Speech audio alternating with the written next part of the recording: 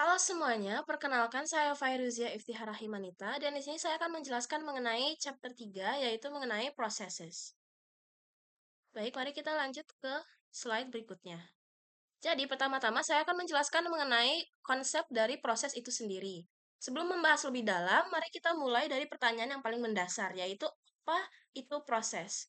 Jadi, secara sederhana, sebuah proses adalah program yang sedang dieksekusi. Program yang diam atau disimpan di dalam sebuah disk atau hard disk itu disebut sebagai pasif atau entitas pasif, sedangkan proses adalah entitas aktif yang memiliki program counter untuk menentukan instruksi selanjutnya serta kumpulan sumber daya yang terkait. Makanya dari itu, itulah perbedaan dari program dan juga proses. Program adalah sebuah passive entity, sedangkan proses adalah sebuah active entity. Lalu selanjutnya, berikut merupakan memory layout of a process.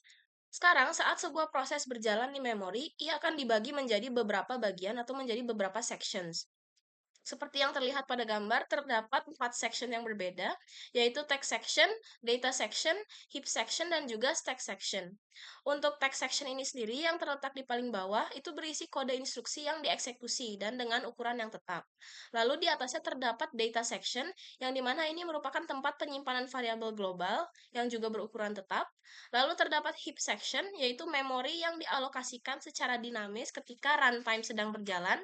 Lalu terdapat stack section di paling atas, yaitu sebuah tempat penyimpanan data sementara, misalkan parameter sebuah fungsi, return address, dan juga variabel lokal di dalam sebuah program. Lalu terdapat sebuah catatan yang dimana untuk stack section dan juga heap section bersifat dinamis, yang dimana bisa tumbuh dan juga bisa menyusut. Jika stack ini tumbuh ke arah bawah, maka heap ini akan tumbuh ke arah atas. Maka dari itu, OS atau operating system akan memastikan keduanya ini tidak bertabrakan. Lalu selanjutnya saya akan menjelaskan mengenai proses state. Jadi, selama hidupnya, sebuah proses akan berpindah-pindah antara berbagai kondisi atau state. Dan di sini terdapat 5 state yang perlu kita ketahui, yaitu new, running, waiting, ready, dan juga terminated. Untuk new ini sendiri merupakan sebuah state yang dimana proses baru saja dibuat. Lalu untuk running, ini merupakan instruksi yang sedang dieksekusi di CPU. Lalu untuk waiting, ini merupakan sebuah proses menunggu event tertentu, misalnya kapan selesainya sebuah operasi input-output. Lalu terdapat terminated yang dimana ini merupakan proses sudah selesai dieksekusi. Lalu terdapat sebuah catatan yang dimana hanya satu proses yang bisa berada dalam satu state tertentu. Dan running pada CPU core di saat yang bersamaan. Banyak proses bisa dalam state ready dan juga waiting secara bersamaan. Lalu selanjutnya terdapat istilah yang bernama PCB atau Process Control Block. Jadi, setiap proses itu direpresentasikan di dalam operating system atau OS dalam sebuah struktur data. Dan struktur data inilah yang kita sebut sebagai Process Control Block atau PCB. Dan di dalam PCB ini terdapat beberapa informasi yang diperlukan atau digunakan untuk mengelola suatu proses, yaitu proses state, program counter, CPU registers, CPU scheduling information, memory management information, dan juga counting information dan input-output status information. Untuk bagian bagian ini merupakan informasi-informasi penting yang layaknya seperti kartu identitas dari setiap proses itu, yang digunakan ketika operating system sedang mengelola suatu proses. Untuk proses state, yaitu kondisi saat ini, misalkan seperti yang saya telah jelaskan sebelumnya, new, ready, atau state running, waiting, dan lain-lain. Lalu program counter ini merupakan alamat instruksi berikutnya. Untuk CPU registers itu isi dari semua register CPU pada saat ini. Lalu CPU scheduling information itu adalah prioritas proses dan pointer ke scheduling queue atau antrian berikutnya. Lalu untuk memory management information ini merupakan base atau limit register dan merupakan page table. Lalu untuk accounting information ini adalah jumlah CPU time yang sudah terpakai. Lalu untuk I/O status information adalah menunjukkan daftar device dan file yang sedang terbuka. Lalu selanjutnya, bisa dilihat pada gambar sebelah kiri, ini merupakan Contoh dan isi-isi dari sebuah proses control block, yaitu ada proses state, proses number, program count, register, memory limits, dan juga list of open files. Di sebelah kanan bisa dilihat ini merupakan implementasi PCB di dalam Linux dan diimplementasikan sebagai struktur C, dan struktur C ini itu bernama task_struct. Sini saya akan menjelaskan secara singkat masing-masing bagian kode tersebut. Jadi, untuk task_struct ini, pertama ada beberapa field. Field inilah yang namanya long state, struct, entity, lalu ada task struct, list head, dan lain sebagainya. Ini merupakan field di dalam sebuah struct, atau bisa kita sebut juga sebagai anggota dari di dalam sebuah struct. Lalu yang pertama itu ada long state. Long state ini berfungsi untuk menyimpan state proses saat ini. Lalu terdapat struct schedule_entity ini berfungsi untuk menyimpan scheduling information sebuah proses. Lalu terdapat struct task_struct parent dengan pointer sebelum kata parent. Ini berfungsi untuk pointer ke parent proses, yang dimana parent proses dan istilah seperti child process akan dijelaskan di slide-slide berikut setelah ini. Lalu terdapat struct list_head children, ini merupakan sebuah link list yang menunjuk ke semua child processes yang ada. Lalu terdapat struct files_struct dengan pointer files. Ini adalah sebuah pointer ke struktur yang menyimpan istilahnya list of open files. Lalu terdapat struct mm_struct dengan pointer juga. Pointer ini merupakan sebuah pointer ke yang namanya address space atau alamat proses, yang dimana mencakup informasi tentang layout memori proses, lokasi teks, data, stack section, dan juga lain sebagainya. Lalu selanjutnya terdapat sebuah istilah yang namanya threads. Threads ini biasa kita sebut juga sebagai utas, yang dimana secara singkat adalah unit dasar dari pemanfaatan CPU. Lalu komponen utas ini sendiri terdiri dari ID, program counter, TPC, kumpulan register, dan juga stack. Lalu thread sendiri berbagi sumber daya atau resources, berbeda dengan proses yang telah terisolasi. Banyak threads yang berada dalam proses yang sama akan saling berbagi berbagai resources, misalkan berbagi data, kode, memori, dan lain sebagainya. Lalu perbandingannya dengan proses tradisional, terdapat proses tunggal atau single threaded, dan juga terdapat istilah yang namanya proses multitask atau multi-threaded. Untuk single threaded, ini melakukan satu tugas pada satu waktu atau satu periode tertentu, sedangkan multi-threaded merupakan satu proses yang menjalankan lebih dari satu tugas secara bersamaan. Biasanya multi-threaded ini digunakan pada sistem yang multi-core. Lalu hal kedua yang ingin saya bahas yaitu mengenai proses scheduling. Jadi, proses scheduling ini merupakan suatu manajemen atau suatu scheduling manajemen yang diatur oleh operating system. Jadi ketika ada banyak proses yang perlu berjalan, operating system itu sendiri harus memutuskan siapa atau proses apa yang mendapatkan giliran untuk dikelola di dalam CPU. Nah, disinilah peran sebuah proses scheduling atau bisa kita sebut juga sebagai proses scheduler. Lalu ada dua tujuan utama untuk proses scheduling ini sendiri. Yang pertama adalah multiprogramming dan yang kedua adalah time sharing. Multiprogramming ini sendiri berarti selalu ada proses yang berjalan di CPU agar CPU itu sendiri tidak sekedar diam atau tidak menganggur. Lalu yang kedua, untuk time sharing ini memiliki arti bahwa CPU berpindah antar proses yang berbeda-beda dengan sangat cepat, sehingga setiap user ini merasa mendapatkan perhatian full atau perhatian penuh dari operating system itu sendiri. Baik, selanjutnya terdapat sebuah istilah dalam proses scheduling yang bernama scheduling queues. Seperti namanya itu sendiri, queue ini merupakan sebuah antrian yang dimana pada scheduling queue operating system mengelola proses menggunakan struktur antrian. Dan ada dua antrian utama yang perlu kita pahami, yaitu yang pertama adalah ready queue dan yang kedua adalah wait queue. Untuk ready queue ini sendiri berisi semua proses yang sudah siap dieksekusi dan menunggu di CPU. Dan biasanya untuk ready queue ini tuh diimplementasikan sebagai bentuk struktur data linked list di PCB. Lalu untuk wait queue ini sendiri berisi proses yang sedang menunggu event tertentu, misalnya sedang menunggu kapan proses input-output selesai. Nah, berikut ini merupakan diagram untuk merepresentasikan proses scheduling. Jadi terlihat pada gambar ini, proses bergerak di antara antrian-antrian sepanjang hidupnya dan menurut alur berikut ini, proses baru masuk ke ready queue lalu menunggu sampai CPU scheduler atau CPU scheduling ini memilih proses tersebut. Lalu setelah proses itu dijalankan, proses bisa masuk ke tahap-tahap yang berbeda.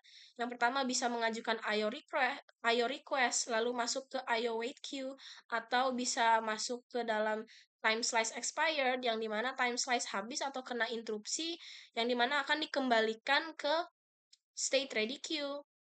Lalu bisa membuat child process, yang dimana selanjutnya akan menunggu di dalam child termination untuk wait queue, dan lain sebagainya. Jadi, setelah CPU memilih proses tersebut untuk dijalankan, proses tersebut bisa masuk ke alur atau kondisi yang berbeda-beda. Lalu selanjutnya terdapat sebuah istilah yang namanya CPU scheduling atau CPU scheduler, yang dimana CPU scheduling ini adalah sebuah komponen operating system yang memilih proses dari ready queue dan mengalokasikan CPU core ke salah satunya. Dan untuk CPU scheduling ini bekerja dengan sangat cepat. Dan untuk CPU scheduling berjalan setidaknya sekitar sekali setiap 100 milidetik. Bahkan biasanya bisa lebih sering. Dan terdapat dua karakteristik penting yang mempengaruhi cara sebuah CPU scheduling ini bekerja. Yang pertama ada yang namanya IO bound process dan yang kedua ada yang namanya CPU bound process. Untuk IO bound process ini sendiri memiliki arti bahwa lebih banyak waktu dihabiskan untuk proses input-output dibandingkan proses computation atau proses komputasi, dan sering bergantian cepat dengan CPU. Lalu untuk CPU bound process ini adalah sebuah kegiatan yang menghasilkan sedikit IO request dan menggunakan CPU dalam durasi yang lebih panjang. Lalu di konteks CPU scheduling ini terdapat sebuah istilah yang namanya swapping. Untuk swapping ini sendiri adalah sebuah teknik atau metode di mana proses ini dikeluarkan dari memori ke dalam sebuah disk untuk mengurangi degree of multiprogramming. Apa itu degree of multiprogramming? Degree of multiprogramming ini adalah jumlah proses yang dikerjakan dalam waktu yang sama. Lalu setelah mengurangi degree of programming, lalu dipulihkan kembali nantinya. Selanjutnya terdapat sebuah istilah yang bernama context switch dalam scheduling, dalam proses scheduling, yang dimana context switch ini kapan terjadi, kapan digunakan. Jadi saat operating system harus berpindah dari satu proses ke proses lain yang berbeda, ia harus melakukan yang disebut sebagai context switch. Mirip-mirip seperti metode swapping. Dan pada konteks switch ini, terdapat beberapa hal yang terjadi. Yang pertama adalah operating system menyimpan konteks proses lama seperti register, program counter state ke dalam PCB-nya itu sendiri. Lalu operating system memuat konteks proses baru dari PCB-nya. Lalu CPU juga siap untuk menjalankan proses baru. Terlihat pada gambar di sebelah kiri saya bahwa ini merupakan ilustrasi terjadinya konteks switch antara dua proses yang berbeda. Yang pertama adalah proses yang bernama P0, lalu yang sebelah kanan proses yang bernama P1. Jadi secara singkatnya ketika dieksekusi proses P0, maka apabila terjadi interupsi atau system call, proses tersebut akan disimpan atau dalam safe state di dalam PCB-nya P0, lalu setelah itu akan di-reload state dari PCB P1, lalu akan masuk ke proses P1 ketika proses P1 itu sedang dijalankan atau tiba-tiba dijalankan bersamaan dengan proses P0, lalu masuk ke tahap idle yang dimana setelah itu akan dieksekusi, lalu dia akan balik lagi ke operating system untuk disimpan ke dalam PCB 1, lalu akan di-reload kembali dari PCB 0, lalu akan dibalikan lagi ke proses P0 untuk dieksekusi lebih lanjut. Selanjutnya, yang ketiga, saya ingin membahas mengenai operations on processes. Jadi untuk operations on processes ini terdapat istilah yang namanya yang pertama adalah process creation dan yang kedua adalah process termination. Pertama-tama saya akan menjelaskan secara singkat mengenai proses creation itu sendiri. Jadi, proses di sistem operasi ini bisa menciptakan proses lain secara dinamis. Yang dimana proses yang menciptakan proses lain disebut sebagai parent process, sedangkan yang diciptakan oleh proses lain disebut sebagai child processes. Bisa dilihat pada gambar berikut ini, terdapat parent process dan child process yang telah saya tandai. Untuk parent process ini sendiri, misalkan yang paling atas atau yang pertama yaitu sistem PID sama dengan 1. Lalu untuk child process ini misalkan Python, login, SSHD, dan lain sebagainya. Dan untuk login dan SSHD berfungsi sebagai parent process untuk child process yang ada di bawahnya lagi. Misalkan login PID sama dengan 8415 ini merupakan parent process untuk bash, lalu bash ini merupakan parent process untuk child process vim, ps, dan lain sebagainya. Lalu berikut ini merupakan sebuah algoritma atau kode di dalam Unix. Untuk penjelasan-penjelasannya secara singkat yaitu potongan kode ini adalah solusi atau implementasi di dalam operating system Unix yang dimana proses baru dibuat dengan sebuah system call yang bernama fork. Lalu setelah fork terdapat dua proses yang berjalan dan juga mereka dibedakan dari return value itu sendiri. Dan secara singkat untuk mekanisme dari algoritma ini yaitu fork sendiri membuat sebuah salinan atau copy address space parent milik parent process dan return value 0 ini artinya ini merupakan sebuah child process. Ketika nilai itu lebih besar daripada 0 artinya ini parent dan nilainya adalah PID dari si child tersebut. Lalu child process akan kemudian bisa dipanggil oleh exec tanda kurung untuk mengganti programnya dengan yang baru. Secara singkat itu seperti itu. Lalu selanjutnya terdapat istilah yang bernama process termination. Jika proses creation adalah proses menghasilkan atau menciptakan sebuah proses, untuk proses termination ini sendiri merupakan proses ketika proses berakhir dan dipanggil oleh sistem call exit, di mana semua resources-nya ini akan dibebaskan atau istilahnya dihapus oleh OS. Dan terdapat beberapa skenario khusus yang penting untuk kita pahami di konteks proses termination ini. Yang pertama adalah normal exit, kedua cascading termination, lalu ada zombie process, dan juga orphan process. Untuk normal exit ini sendiri, itu adalah ketika proses memanggil exit dan mengembalikan status ke parent via wait tanda kurung. Biasanya terdapat di sebuah algoritma. Lalu, untuk cascading termination ini artinya beberapa sistem tidak mengizinkan sebuah child process untuk hidup jika parent prosesnya itu sendiri sudah mati. Yang dimana apabila parent proses ini sudah mati atau sudah terminated, maka semua turunannya, semua turunan child prosesnya itu juga akan ikut diterminasi atau terminated juga. Lalu terdapat yang istilahnya zombie proses, yang dimana zombie proses adalah proses yang sudah selesai, tapi parent prosesnya itu belum dipanggil ke wait.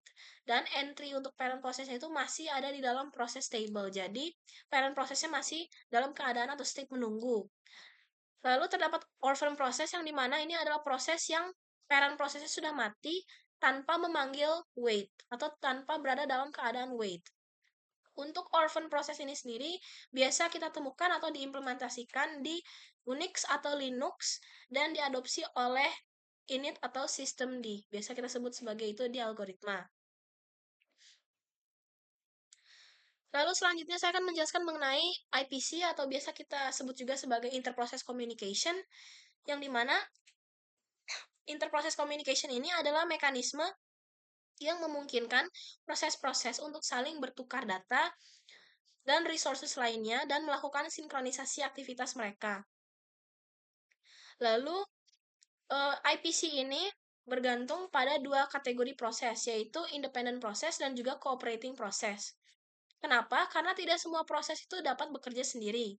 OS selalu membedakan proses menjadi dua kategori-kategori ini. Untuk independent proses, ini memiliki arti bahwa tidak berbagi data dengan proses lainnya dan tidak akan mempengaruhi dan tidak dipengaruhi oleh proses lain. Lalu untuk cooperating process, ini bisa mempengaruhi atau dipengaruhi oleh proses-proses lainnya. Dan paling penting di cooperating process ini, lebih dari satu proses berbagi data ke satu sama lain. Lalu terdapat sebuah pertanyaan, mengapa kita atau mengapa operating system memerlukan yang namanya IPC? Karena ada dua alasan, yaitu information sharing dan juga untuk computation speed up. Untuk information sharing ini memiliki arti bahwa terdapat beberapa aplikasi yang mungkin butuh akses ke data yang sama secara bersamaan. Itu namanya information sharing. Misalkan implementasinya dalam dunia nyata itu ketika kita melakukan copy paste ketika sedang membuat atau mengetik sebuah dokumen. Lalu untuk computation speed up ini tugasnya berat dan akan dipecah menjadi beberapa subtask kecil-kecil yang berjalan secara paralel di dalam multiple core. Lalu selanjutnya ini merupakan ilustrasi communication models atau IPC. Yang A itu adalah shared memory, sedangkan yang B ini adalah message passing. Jadi, shared memory dan message passing ini adalah dua model dasar dari IPC itu sendiri. Dan umumnya itu digunakan dan juga OS mengimplementasikan keduanya di dalam operating system itu sendiri. Untuk model yang pertama yaitu shared memory, ini artinya proses membuat sebuah region memory bersama dan komunikasi dilakukan pada shared memory dengan membaca dan menulis atau read and write ke area tersebut. Dan untuk shared memory model ini sebenarnya lebih cepat karena tidak perlu intervensi kernel, kan biasa kita kenal sebagai kernel mode dalam operating system. Lebih cepat karena tidak memerlukan intervensi sebuah kernel setelah setup awal. Lalu yang kedua untuk model message passing ini memiliki arti dan mekanisme di mana proses bertukar pesan melalui operating system itu sendiri. Sebenarnya lebih mudah untuk diimplementasikan dibandingkan shared memory, terutama untuk komunikasi antar device, terutama antar komputer yang berbeda. Tetapi pada message passing ini, operating system memerlukan kernel intervention atau intervensi kernel setiap kali bertukar pesan ketika sedang berkomunikasi dengan device atau komputer yang lainnya. Lalu selanjutnya saya ingin menjelaskan mengenai IPC in shared memory system. Jadi, dalam model shared memory, seperti yang saya telah jelaskan sebelumnya, dua atau lebih proses setuju untuk berbagi region memory tertentu. Dan normalnya operating system itu berusaha untuk mencegah proses mengakses memori proses lainnya, milik proses lainnya. Tapi untuk shared memory ini terdapat sebuah batasan yang dihapus. Jadi khusus untuk IPC in shared memory, dua atau lebih proses setuju atau bisa berbagi memori yang sama atau memori tertentu. Jadi diperbolehkan untuk IPC in shared memory systems. Lalu berikut ini merupakan contoh algoritma yang digunakan atau diimplementasikan pada IPC in shared memory process. Lalu selanjutnya terdapat IPC in message passing systems. Ini untuk model yang kedua yaitu message passing systems yang dimana dalam model message passing ini proses sebenarnya tidak perlu berbagi address space atau space untuk alamat memori tersebut. Jadi OS itu akan menyediakan sebuah mekanisme agar proses bisa saling bertukar informasi atau bertukar pesan, misalkan bertukar data dan lain sebagainya. Lalu pesan ini bisa memiliki ukuran yang berbeda-beda. Yang pertama bisa berukuran tetap atau biasa kita sebut sebagai fixed size. Dan yang kedua itu bisa kita sebut sebagai ukuran yang bervariasi atau variable size. Lalu untuk yang selanjutnya, sebelum saya lanjut, terdapat potongan kode send message dan juga receive message. Jadi, secara umum di IPC message passing system ini, jika kita menulis algoritma, jika kita ingin mengirimkan sebuah pesan atau informasi, misalkan data, contohnya, itu kita tulis sebagai send message, sedangkan ketika menerima informasi itu kita sebut sebagai receive message. Lalu selanjutnya itu terdapat sebuah istilah yang bernama naming di dalam konteks IPC ini. Naming ini sendiri berkaitan dengan dua jenis komunikasi yang berbeda, yaitu direct versus indirect communication. Jadi, untuk direct versus indirect communication ini, oke, ini slide-nya. Untuk direct communication, ini memiliki arti bahwa proses harus secara eksplisit menyebutkan siapa penerima atau pengirim dari komunikasi tersebut, atau siapa penerima informasi atau data yang didapatkan dan siapa pengirim dari informasi yang dikirimkan. Misalkan pada potongan kode berikut ini terdapat send P message yang dimana ini memiliki arti bahwa kita atau operating system mengirimkan pesan ke proses yang bernama P. Lalu untuk receive Q message, ini berarti bahwa kita atau operating system menerima pesan dari proses yang bernama Q. Ini adalah direct communication. Sedangkan indirect communication itu kebalikannya, yaitu proses harus secara implisit, yang dimana pesan dikirim ke dan diterima dari sebuah mailbox atau biasa disebut juga sebagai sebuah port. Dan tentunya untuk objek abstrak itu memiliki identitas yang unik. Misalkan, sebenarnya cara penulisannya adalah sama. Send a message ini memiliki arti bahwa mengirimkan pesan ke dalam mailbox atau port A, sedangkan receive a message ini merupakan terima pesan dari mailbox atau port A. Lalu selanjutnya terdapat sebuah istilah yang bernama synchronization.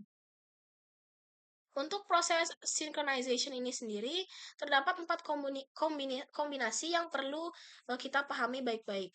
Yang pertama adalah yang namanya istilah blocking send synchronization, lalu terdapat non-blocking send synchronization, terdapat blocking receive, lalu terdapat non-blocking receive. Jadi, definisi dari masing-masingnya itu, yang pertama untuk blocking send, itu memiliki arti bahwa pengirim diblokir sampai pesannya itu diterima oleh penerima atau mailbox atau port itu sendiri. Lalu untuk non-blocking send, pengirim langsung melanjutkan setelah mengirim informasi tertentu. Lalu untuk blocking receive, penerima diblokir sampai ada pesan yang muncul atau pesan yang diterima. Lalu untuk non-blocking receive ini merupakan sebuah istilah di mana penerima akan diblokir, penerima akan mendapatkan pesan yang valid atau bernilai 0. Jadi itu 4 kombinasi yang perlu kita pahami pada istilah synchronization. Lalu selanjutnya terdapat sebuah istilah yang bernama buffering. Untuk buffering ini sendiri, pesan yang ditransit antara proses tinggal sementara di dalam antrian atau queue. Dan pada proses buffering ini ada 3 skema kapasitas queue itu sendiri. Yang pertama adalah kapasitas zero, kapasitas bounded, dan juga kapasitas unbounded. Untuk zero capacity, kapasitas 0, yaitu tidak ada buffering sebenarnya di dalamnya. Dan pengirim itu harus menunggu hingga penerima sudah siap. Lalu untuk bounded capacity ini memiliki arti bahwa antrian atau queue ini berukuran, misal kita sebut sebagai berukuran N. Dan untuk pengirim informasi itu harus menunggu apabila queue atau antrian sedang penuh. Lalu untuk unbounded capacity itu memiliki arti bahwa antrian sebenarnya tidak terbatas, queue itu tidak terbatas, dan penerima itu tidak pernah atau bahkan tidak perlu menunggu untuk proses selanjutnya atau untuk tindak lanjut selanjutnya. Lalu untuk bagian buffering ini terdapat sebuah algoritma yang bisa dilihat pada algoritma sebelah kanan saya. Bisa dilihat ini merupakan mengirimkan sebuah pesan untuk next consume, lalu terdapat sebuah looping while, dan lain sebagainya. Untuk tadi yang bagian synchronization juga, untuk mengirimkan pesan yang bernama next produce, biasanya ini merupakan atau diimplementasikan dalam proses atau istilah producer consumer, dan juga sama menggunakan looping atau perulangan while.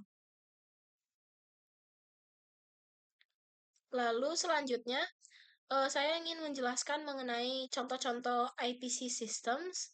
Sebenarnya IPC system itu diimplementasikan ke dalam berbagai bidang atau berbagai contoh algoritma, dan juga dalam berbagai programming languages, berdasarkan textbook yang diberikan dan berdasarkan textbook yang telah saya pelajari itu adalah implementasinya pada program server sederhana atau biasa juga kita sebut sebagai data server, terutama dalam pemrograman dalam bahasa Java. Dan setelah ini saya akan memberikan potongan kode tersebut untuk salah satu contoh dari penerapan atau implementasi IPC. Tapi sebelum itu, izinkan saya untuk menjelaskan mengenai communication in client server systems terlebih dahulu. Jadi sekarang kita masuk ke komunikasi yang bernama client server. Seperti namanya, yaitu komunikasi antara klien dan juga server di dalam operating system. Dan mekanisme pertama dan juga paling fundamental adalah sebuah istilah yang namanya socket, yang dimana socket ini adalah sebuah endpoint untuk komunikasi. Jadi, di sebelah kanan saya terdapat sebuah potongan kode atau algoritma yang juga merupakan sebuah contoh dari IPC system itu sendiri, yaitu IPC System Data Server yang diimplementasikan dalam pemrograman atau bahasa Java. Oke, yang pertama secara singkat saya akan menjelaskan dimulai dari import library Java tentunya, yaitu JavaNet dan juga Java I/O, yang dimana JavaNet ini untuk networking atau socket itu sendiri, yang sedangkan Java I/O itu untuk proses input-output stream. Lalu terdapat deklarasi kelas, yaitu public class data server, yang dimana nama programnya itu sendiri date server. Lalu terdapat metode utama, yang dimana metode utama ini public state dengan fungsi void main untuk parameter string. Lalu selanjutnya terdapat proses membuat server socketnya itu sendiri, yaitu ditandai dengan server socket sock sama dengan new server socket dengan angka di dalam tanda kurung tersebut. Angka di dalam tanda kurung tersebut sebenarnya merupakan mailbox atau nomor portnya itu sendiri, yang dimana operating system akan membuka server di port ke 6013. Setelah itu baru server siap menerima koneksi dari klien. Lalu terdapat loop server, yang dimana loop server ini selalu aktif di dalam operating system, di dalam client server system ini. Ini diimplementasikan menggunakan looping bernama while true, yang dimana pada sistem ini server akan terus berjalan dan juga secara terus-menerus berjalan sampai dia menunggu klien barunya lagi. Lalu terdapat sebuah proses untuk menerima koneksi klien, yang dimana ditandai dengan socket klien sama dengan sock.accept, yang dimana pada tahap ini server sebenarnya akan menunggu sampai ada klien masuk. Dan setelah ada koneksi atau setelah ada klien masuk, maka akan dibuat objek yang bernama klien. Lalu selanjutnya terdapat sebuah proses yang bernama yang berupa membuat output stream ke klien. Ini ditandai sebagai print writer pout sama dengan new print writer. Dan untuk membuat output stream ke klien ini digunakan untuk mengirim data atau informasi secara langsung ke klien. True ini menandakan auto flush atau menandakan bahwa informasi tersebut akan langsung dikirimkan ke klien tersebut. Lalu setelah itu terdapat proses untuk mengirim tanggal ke klien, ditandai dengan pout print ln, tanda kurung new java until date, dan seterusnya. Ini berfungsi untuk mengirim waktu atau tanggal saat ini, dan klien akan menerima string text atau output tanggal tersebut. Lalu terdapat proses untuk menutup koneksi yang ditandai dengan client.close. Dan pada proses menutup koneksi ini, setelah kirim data oleh server, koneksi akan ditutup secara langsung, yang dimana server akan kembali menunggu klien berikutnya. Lalu yang terakhir ada proses yang bernama error handling. Biasanya ini ditandai pada kode program untuk catch dalam tanda kurung IO exception, IO dan seterusnya. Untuk proses terakhir yaitu proses error handling pada algoritma ini berfungsi untuk menangani error jaringan di dalam client server systems. Baik, itu saja presentasi saya untuk mengulas kembali materi mengenai chapter 3 processes. Terima kasih.